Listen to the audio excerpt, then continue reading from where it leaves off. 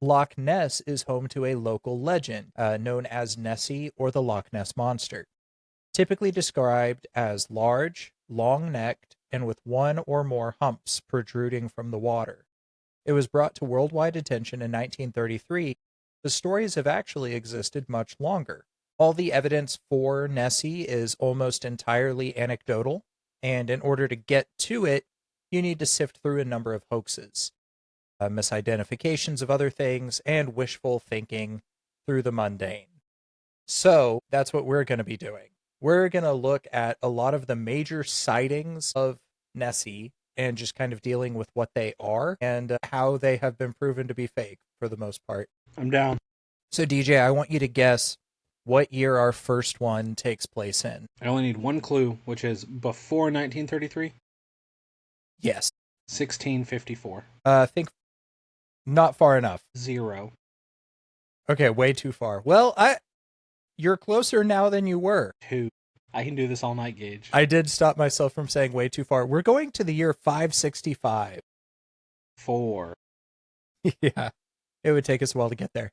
So, have you ever heard of Saint Columba? No, but his name kind of sounds like Hubba Hubba, which is a quality flirt. This podcast brought to you by the phrase Hubba Hubba. Not to be in Casper the confused. Friendly Ghost.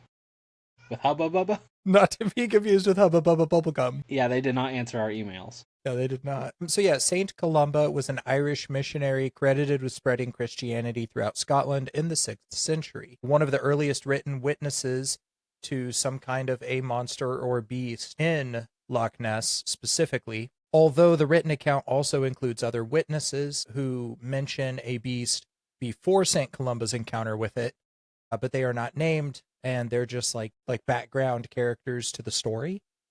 Did we have another episode where, like, one of the theories was that monks or something, like, lied about a creature so that, like, people would come stay at their monastery? Did we?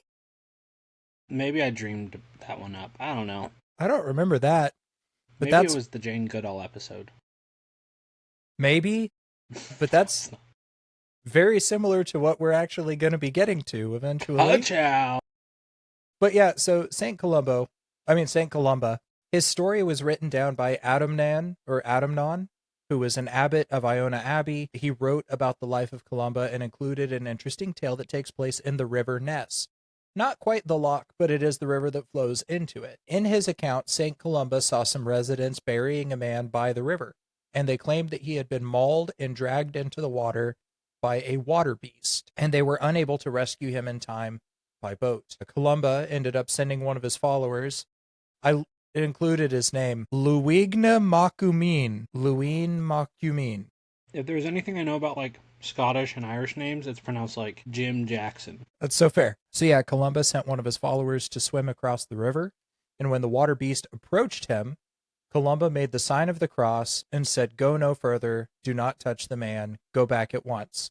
Not in English, but in Scottish, I think. According to the story, the beast stopped as though it was being pulled back with ropes, and then it left. And then I guess it was just done attacking people? I don't know. That's the end of the story. Like, that's the end of the story. Sweet. Critics question the authenticity of the story altogether, claiming that these type of stories often include encounters with water beasts, like Scottish, I guess, stories of saints include these tall tale versions of encounters with water beasts, I guess. And it was only later attached to the Loch Ness Monster by proximity, because it was over 1,000 years between this story and any of the stories, the main stories of the Loch Ness Monster.